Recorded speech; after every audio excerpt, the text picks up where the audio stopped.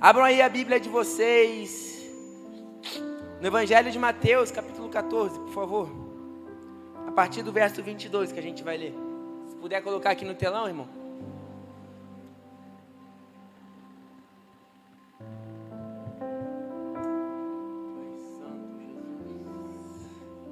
Todos acharam? Amém, vamos lá. A partir do verso 22. Logo em seguida, Jesus insistiu com os discípulos para que entrassem no barco e fosse adiante dele para o outro lado, enquanto ele despedia a multidão.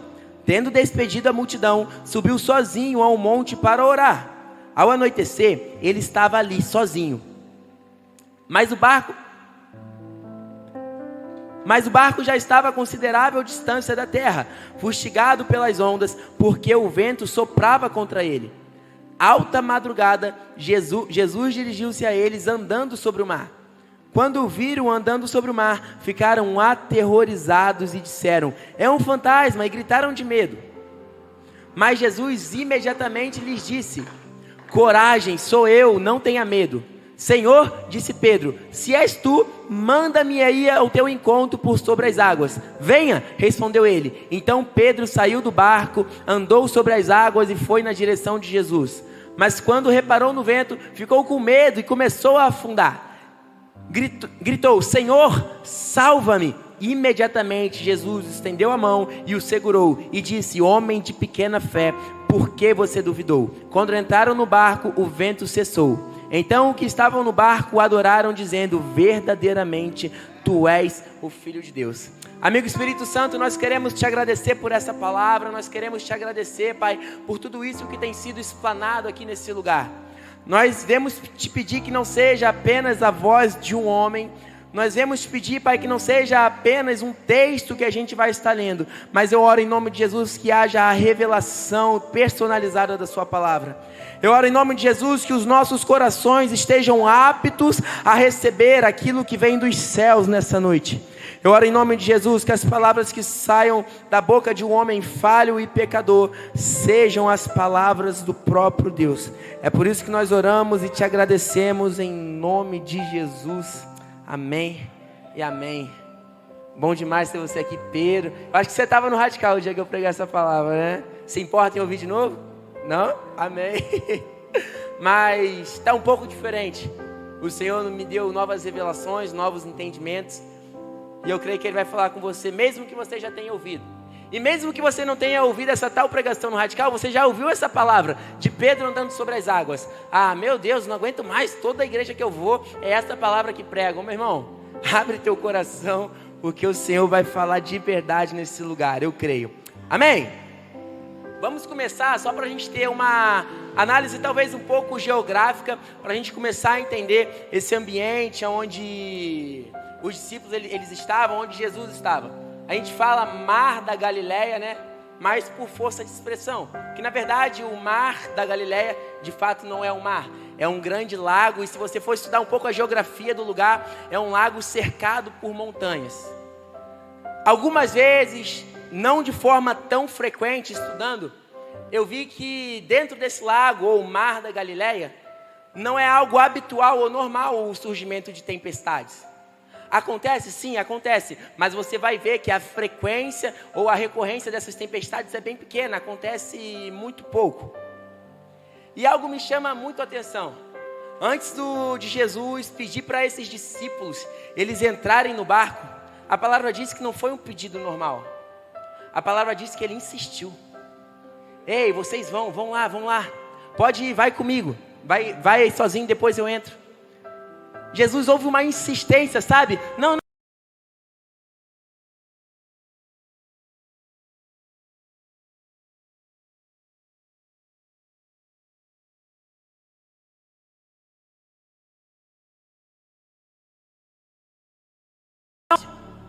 E outro ponto, a pergunta que eu fiz foi: por que Jesus insistiu tanto para esses discípulos entrarem naquele lugar?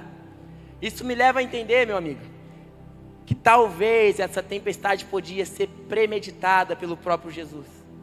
Lohan, que heresia é essa? Você está falando que o próprio Jesus está levando os seus discípulos para o meio de uma tempestade? Sim, eu creio que ele faz isso. Você está falando que o próprio Jesus está insistindo para os seus amigos, para os seus discípulos caminharem para um lugar de tempestade? Sim, é isso mesmo que eu estou dizendo, cara. Jesus insistiu. Em algumas versões, presta atenção, em algumas versões não fala apenas que ele insistiu, mas que ele obrigou os discípulos a entrarem no barco. Vocês não querem ir? Vocês vão na marra mesmo, cara. Jesus sabia da tempestade, cara. Jesus sabia aquilo que estava esperando os discípulos no mar ou lago da Galileia. Mas Jesus tem uma maneira muito incrível de trabalhar. A palavra diz que os discípulos então, eles entram no barco. E aí Jesus está lá orando, ele despede a multidão, está lá orando. E ao anoitecer, preste atenção nisso, ao anoitecer, Jesus estava ali, sozinho. E a tempestade já estava castigando o barco dos discípulos. A tempestade já estava forte ali, talvez eles já estavam apavorados. Mas a palavra dá um detalhe muito importante para a gente. Olha só. Ao anoitecer, ele estava ali sozinho, mas o barco já estava a considerável distância da terra, fustigado pelas ondas, porque o vento soprava contra ele. Vamos lá. Ao anoitecer, cara, Jesus poderia chegar ali naquele momento. O vento já estava batendo, a situação já estava doida. Meu irmão, Jesus poderia sair dali e ir exatamente naquele momento, ao anoitecer. Mas a palavra não diz que ele vai naquele momento, cara. Alta madrugada, Jesus dirigiu-se a eles, cara. Alta madrugada, Jesus aparece naquele lugar. Ei, Jesus, por que você não foi logo ao anoitecer e esperou a madrugada? Porque ele é assim, cara. O tempo se submete a Jesus e não é ao contrário. Você lembra de Lázaro, cara? A palavra vai dizer em João, se eu não me engano é 11, isso, João 11:5, que vão até Jesus falar: ei, o seu amigo está muito doente, ele precisa de você. Mas a palavra diz que Jesus fica tranquilo. Deixa passar, se eu não me engano, 2 dias. E quando ele chega até aquele ambiente, Lázaro já morreu. Mas Jesus, por que você não foi quando te chamaram lá da primeira vez? Porque o tempo se submete ao Senhor Jesus. Você está entendendo que isso é uma maneira que o nosso Senhor trabalha? Mas Deus, agora não dá mais, agora está tudo perdido. Por que o Senhor ainda não chegou? Ei! O tempo se submete à minha vontade. E aí agora Jesus chega, ele vai lá, ele encontra, ele vê as irmãs de Lázaro. E aí elas chegam e perguntam: ei, se você tivesse chegado aqui antes, o meu irmão não teria morrido.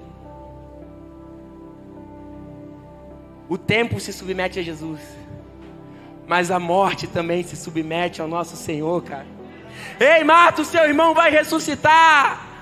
Tá bom, eu sei, nos últimos dias, na ressurreição dos mortos, quando todos ressuscitarem, o meu irmão vai ressuscitar junto. Não, Marta. Eu não estou falando de passado, porque até o futuro se submete ao Senhor Jesus. Não é lá na frente, no último dia, quando todos ressuscitarem. Não, Marta. Ei, Lázaro, saia para fora. Saia para fora.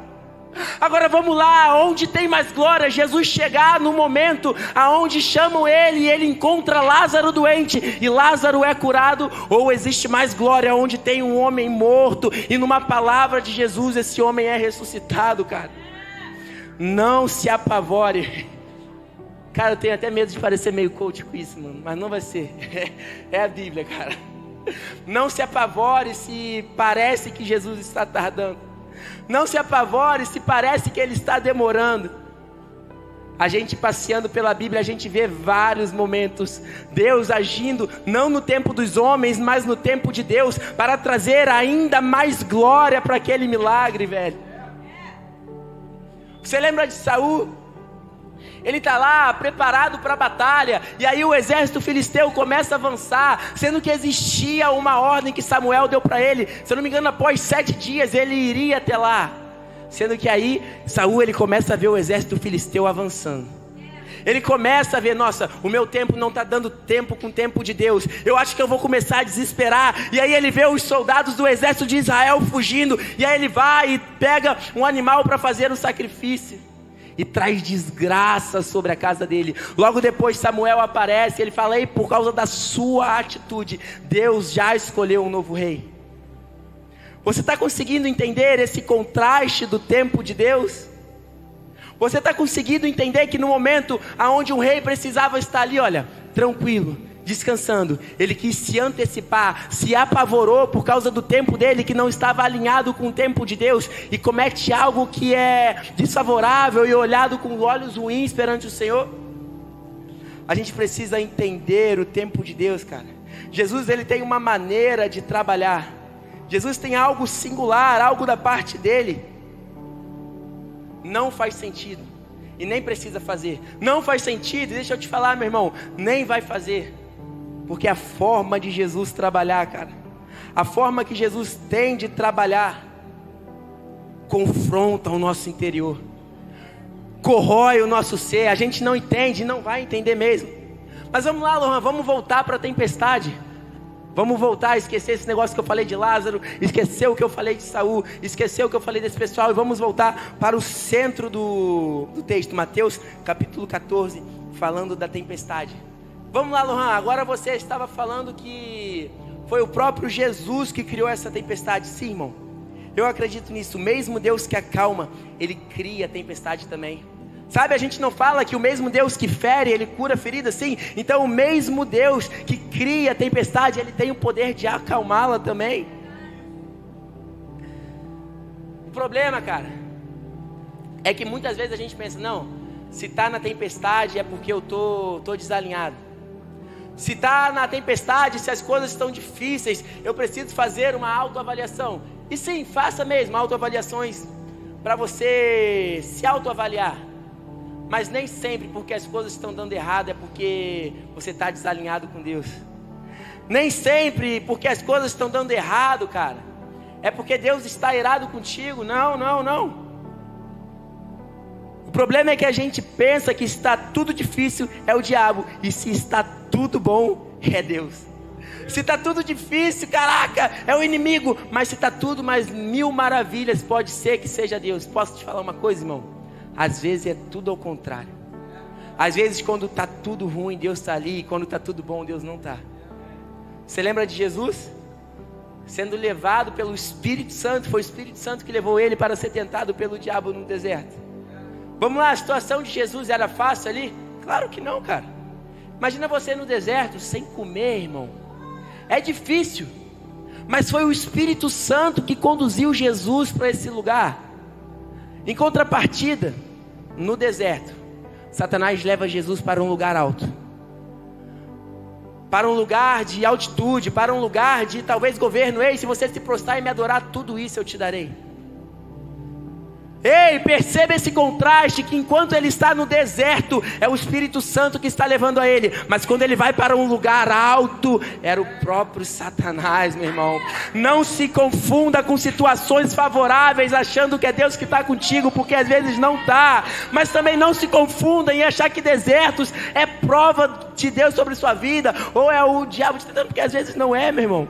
Às vezes você foi conduzido pelo Espírito Santo. O deserto é a escola de Deus, cara. Teve muita coisa que a minha esposa aprendeu, foi no deserto, cara. Teve muita cicatriz, muito machucado que a gente aprendeu, foi no deserto, cara. Você estava desalinhado com Deus? Não, cara, mas Ele levou a gente para lá. Para quê? Para nos forjar, para nos ensinar, porque de fato o deserto, ele é a escola de Deus, amém? Olha para o irmão do seu lado e fala: o deserto é a escola de Deus.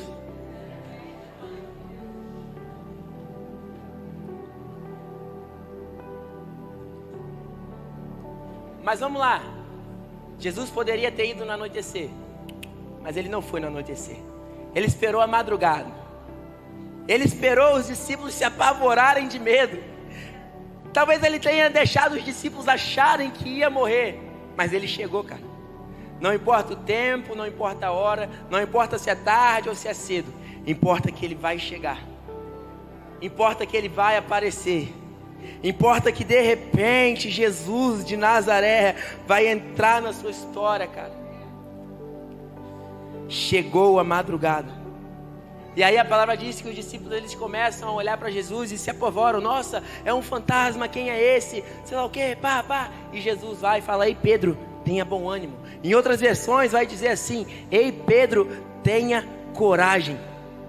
E aí Jesus fala: olha, sou eu Jesus. E Pedro fala: se é você mesmo, então deixa eu ir ter contigo. E aí Pedro nesse momento, cara, ele vai dar um passo de fé.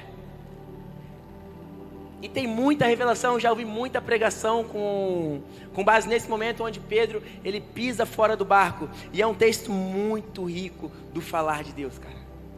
Presta atenção nisso que vai ser liberado aqui agora. A palavra diz que Pedro, ele sai do barco e ele começa a caminhar em direção a Jesus. Sendo que quando ele olha a tempestade, quando ele olha a circunstância, a fé dele parece que começa a se esvair e ele começa a afundar. Veja bem, muitas vezes de fato a gente está caminhando em direção a Jesus. A gente está num ambiente, vamos lá, um ambiente de culto, onde parece que de fato a gente está andando sobre as águas. Sendo que aí vem aquele pensamento maldito, vem o TDAH, vem sei lá, qualquer coisa. E aí tu já puxa para outra parada. E aí você está num ambiente aqui fluindo, mas do nada você começa a afundar. E aí você continua caminhando, sendo que aí vem outro pensamento e do nada você começa a afundar. Quantas vezes você não está aqui, irmão, andando sobre as águas com Jesus, mas quando você olha para a circunstância, quando você olha para o problema que está lá em casa, você começa a afundar, meu irmão. E olha só, preste atenção nisso. Andar sobre as águas é algo normal? Me responda. Não. Mas vamos supor que andar sobre as águas fosse algo normal. Preste atenção nisso.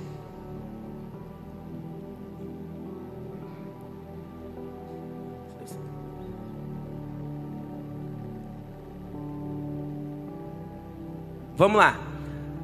Capítulo 14 ainda, no versículo 30. Acontece algo que me chamou a atenção. E quando eu li isso pela primeira vez, explodiu a minha mente, cara. Andar sobre as águas não é algo normal. Mas nesse momento, vamos pensar que é. Uau. Mano, tá aprovado, tá? Nem pedi pra votar. Vamos lá. Pedro tá andando sobre as águas. E a palavra diz que ele começou a afundar. E que ele teve tempo de gritar: Senhor, salva-me. Isso me leva a crer, meu irmão, vamos lá. Quando a gente está na água e a gente afunda, eu não sei você, velho, mas não dá tempo de eu falar nada. Eu afundo de uma vez, meu irmão. Não dá tempo de eu gritar para ninguém me salvar. Se eu estou na água e for afundar, vai ser algo de repente. Mas a palavra dá essa riqueza de detalhe, aonde Pedro, ele tem tempo de gritar uma frase: Senhor, salva-me. Lohan, eu não estou entendendo nada, eu estou boiando, o que é que você está querendo dizer? Isso me leva a entender que de fato Pedro, ele começa a afundar, mas não de uma forma repentina. Pedro, ele começa a afundar pouco a pouco, a ponto dele poder falar: ei Senhor, salva-me. Não é de repente que Pedro afunda. Lohan, eu ainda não estou entendendo, eu estou boiando, o que é que você está dizendo, meu irmão? O medo, a avaliação das circunstâncias, pouco a pouco está roubando o seu sobrenatural com Jesus. Pouco a pouco o seu caminhar sobre as águas está sendo roubado. Pouco a pouco o medo tem tirado o seu sobrenatural com Jesus. E às vezes você pensa: não, eu estou bem, do nada eu vou cair. Não, não é do nada. Pouco a pouco você vai desanimando. Pouco a pouco você vai deixando de fazer aquilo que você fazia. Pouco a pouco o medo está roubando o seu sobrenatural com Jesus, meu irmão. E devagarzinho você está afundando. Não é de repente, não é de uma hora para outra, mas o seu sobrenatural está sendo roubado. Mas vamos lá. Andar sobre as águas é algo sobrenatural, amém? Vocês confirmaram comigo que andar sobre as águas não é algo natural. Mas vamos lá, o medo é tão desgraçado, cara. O medo é tão maldito que não é só o sobrenatural que ele vai roubar. Como assim, Lohan? Me explica direito. Qual era a profissão de Pedro, cara? Pescador, irmão. Vamos lá. Você consegue imaginar um pescador que não sabe nadar, velho? Você consegue imaginar um pescador que está lá no barco? E se ele cair do barco, ele vai fazer o quê? Morrer afogado? Claro que não, irmão.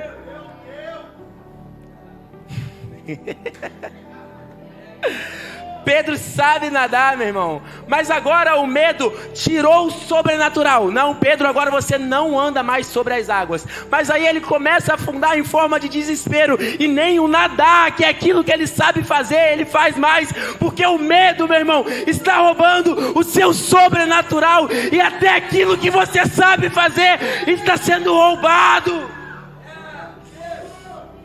Mas a partir dessa noite o medo não tem poder mais de te parar. Nem no sobrenatural, meu irmão, e nem no natural. Você vai continuar andando sobre as águas e você vai continuar fazendo aquilo que o Senhor te deu por direito como uma habilidade sua. Eu não ia fazer, mas eu fiz. Foi sem querer, irmão.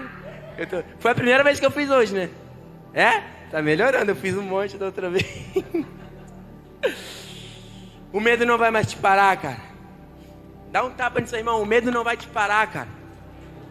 Fala com convicção, irmão. Ele nem acreditou nisso. Fala com verdade, pô. Caraca, fiz de... Foi sem querer, 2.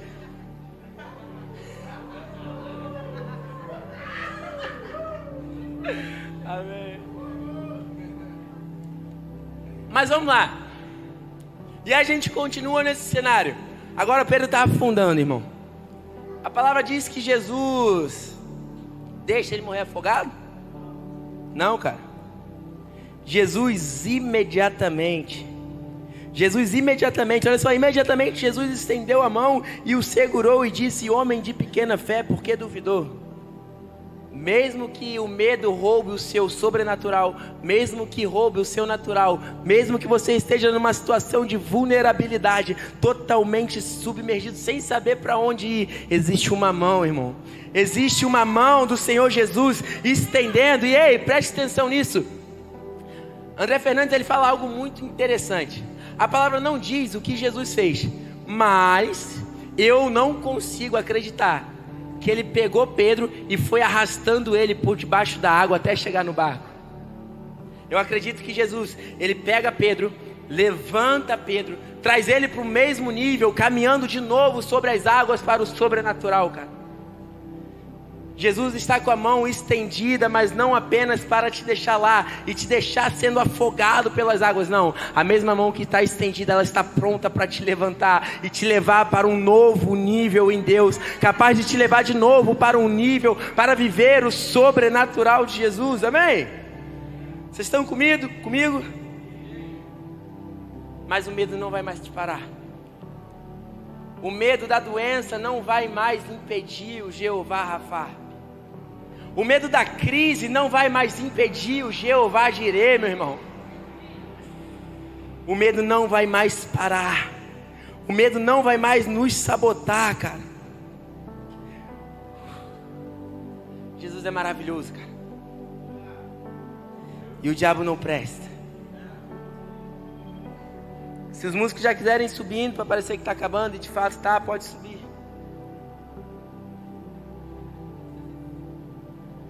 Mas existe uma boa notícia em meio a isso tudo. Existe uma notícia muito maravilhosa da parte de Deus, cara.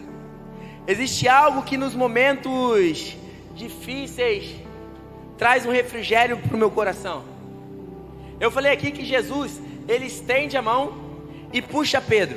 Mas vamos lá, refresca a memória de vocês. Quando Jesus, ele tem um encontro com Pedro, o que é que ele fala para Pedro? Eita, trava-línguas. Para Pedro. O que é que Jesus fala para Pedro? Ei, Pedro, eu te farei um pescador de homens. Mano, isso é muita viagem. Mas antes de Jesus te usar em algo, ele vai te ensinar direitinho como que faz. Antes de Jesus te usar para curar, ele vai mostrar para você como que é ser machucado. Antes de Jesus te usar para ensinar sobre perdão, ele vai fazer você perdoar muito, cara. Não sei se é Max Lucado, ele fala que Pedro precisou ser pescado, irmão. Como assim Pedro precisou ser pescado? Exatamente isso que eu acabei de falar. Ei Pedro, eu te farei pescadores de homem.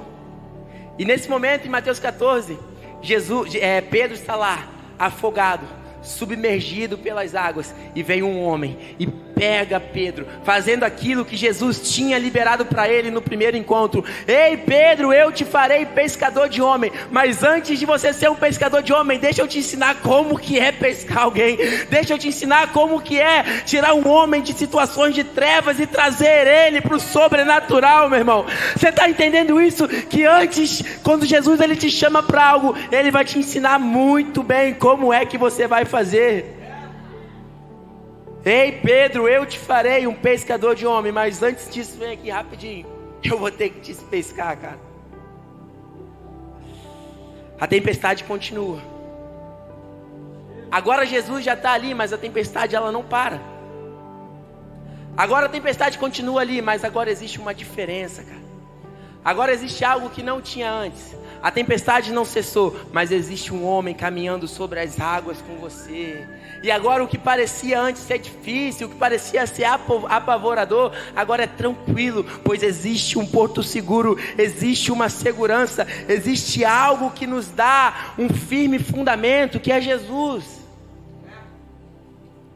E essa que eu estou falando é a segunda tempestade, mas antes dessa segunda, cara, existe uma primeira. E existe dois pontos que me chamam muito a atenção entre a primeira e a segunda tempestade. A primeira tempestade, Jesus estava no barco, Jesus estava dormindo. E aí aconteceu todo aquele rebuliço, toda aquela tempestade, e os discípulos ficam desesperados. Ei mestre, não te importa com a gente? E Jesus dá uma ordem e a tempestade calma. Marcos 4:39. Ele se levantou, repreendeu o vento e disse ao lago: aquieta-se, acalma-se. O vento se aquietou e tudo ficou calmo. Vamos lá, irmão.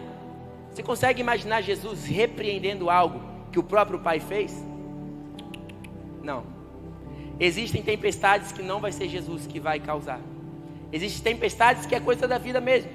Elas vêm. Igual essa daqui.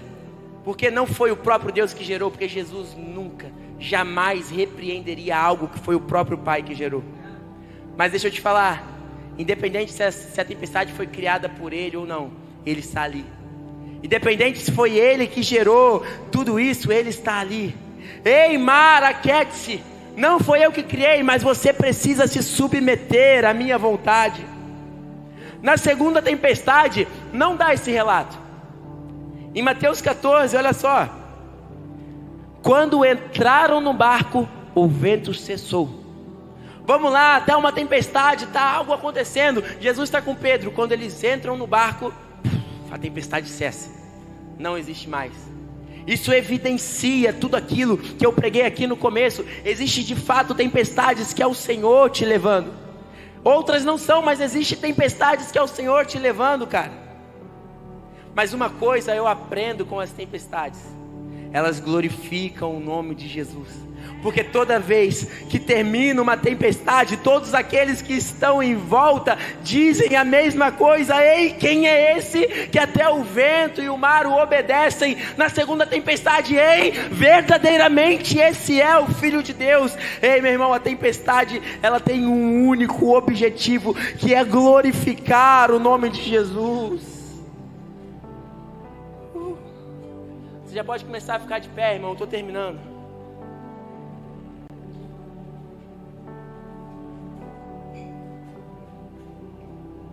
Fique tranquilo, ou ele está no barco, ou ele está a caminho. Ei, meu irmão, não se desespere, ou ele está no barco, ou ele está a caminho. E deixa eu te falar, você não precisa afundar completamente. Enquanto você afunda, ele já está com as mãos estendidas. Ei, meu irmão, grite pelo nome do Senhor: ei, Senhor, salva-me.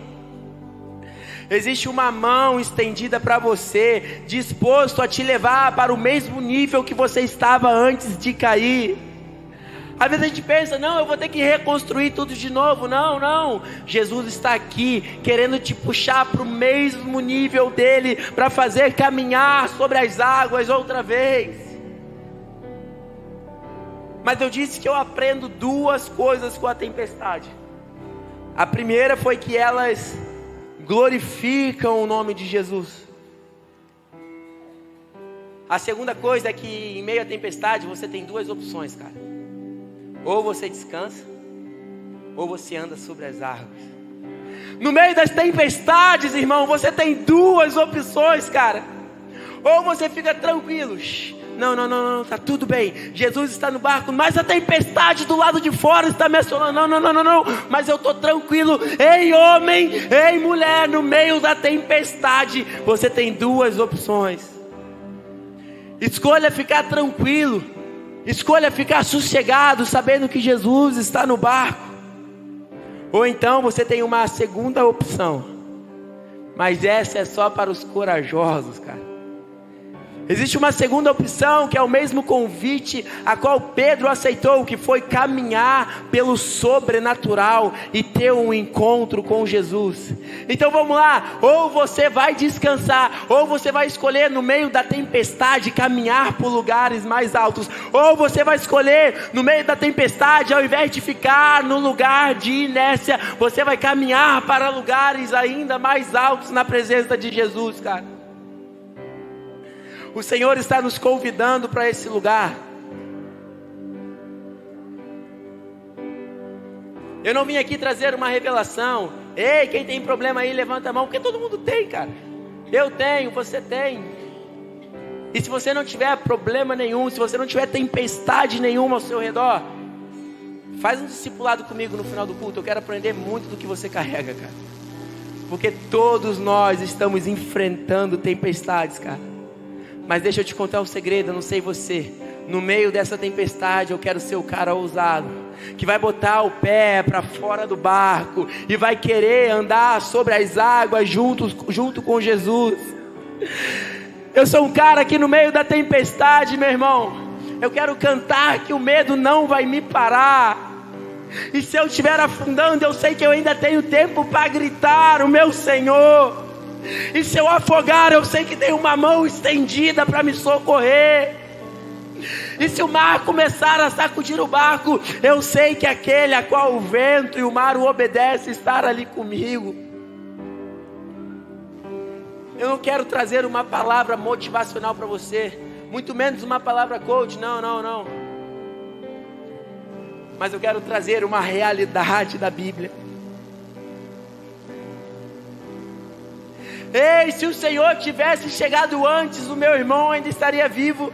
Ei, se o Senhor tivesse feito algo antes, a minha história não estaria assim. Ei, meu irmão, o tempo se submete à presença de Jesus. Ele não tem que fazer antes, ele não tem que fazer depois, ele tem que fazer no horário que ele quiser, na hora que ele quiser, pois o tempo não limita a Deus, meu irmão.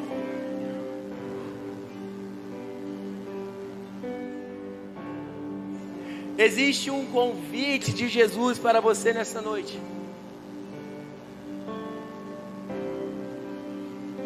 Ele está te chamando para andar sobre as águas, cara. Ele está te chamando para ser ousado. Eu não vou chamar você para vir aqui na frente, mas de onde você está, coloque a mão no seu coração. Nós vamos orar juntos nessa noite. Amigo Espírito Santo, nós sabemos que o medo é um grande sabotador. Nós sabemos que o medo, ele tem duas vertentes: a de roubar o nosso sobrenatural e a de roubar o nosso natural. Mas nós não queremos ser sabotados, nem no sobrenatural e muito menos no natural, Jesus. Pois nós cantamos nessa noite que o medo não vai nos parar, que nós escolhemos ou descansar ou caminhar sobre as águas. Nós sabemos e entendemos, Jesus, que o tempo não limita a Deus e que o Senhor faz na hora que você quiser, Jesus. Pai, acalma o nosso coração aflito de querer tudo do nosso tempo. Acalma o nosso coração aflito de se desesperar em meio às tempestades, Pai. Eu oro em nome de Jesus, Pai.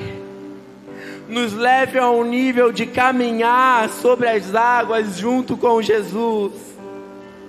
Nos leve a um nível a ponto de a gente andar sobre as águas e não afundar como Pedro, pois os empecilhos, os problemas da vida civil não nos acessam, porque nós temos os olhos fixos em Jesus e por isso nós não afundamos.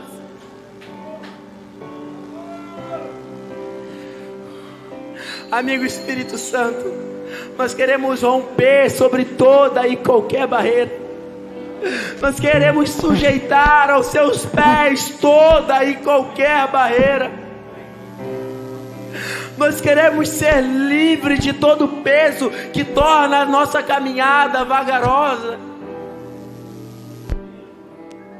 Nós queremos acessar um novo nível em Ti, Jesus. Você que fez essa oração, você que, assim como Pedro, quer ter a mesma ousadia de caminhar sobre as águas, mesmo nos momentos mais difíceis. Você que quer ter o entendimento de descansar, mesmo em meio às tempestades. Você que tem sido afligido pelas tempestades, ou que precisa que o grande Yeshua estenda a mão para te levantar. Eu te faço um convite, cara. Vem aqui, eu quero orar com você. Não se constranja, não pense que alguém vai te olhar. Saia do seu barco nessa